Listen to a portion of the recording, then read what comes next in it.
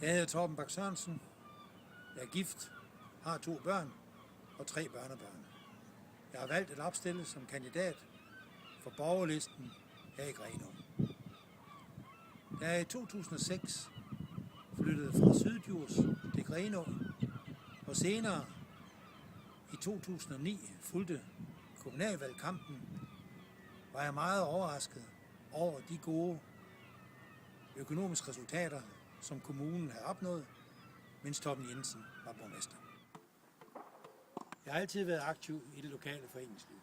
I 2009 blev jeg formand for Grenaa Tennisklub og var med til at stoppe medlemsnedgangen. Vi havde også fokus på det lokale sociale liv her i klubben, og det lykkedes at få et socialt liv, især omkring vores klubmesterskaber.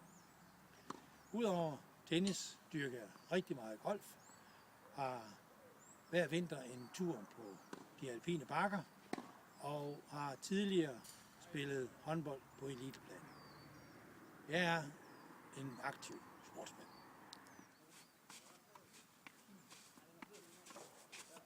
Jeg har over 40 års erfaring fra det private erhvervsliv.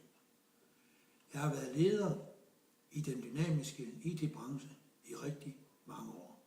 Ofte som afdelingsdirektør i Aarhus for de virksomheder, jeg har været ansat i.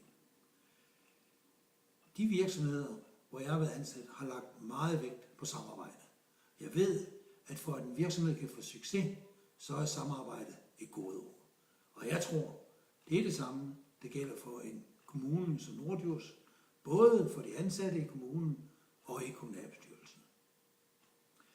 Kommunal åbenhed, gode samarbejdsforhold for alle ansatte i kommunen og økonomisk ansvarlighed og respekt for de private virksomheder, det skal være mine visioner i kommunalbestyrelsen.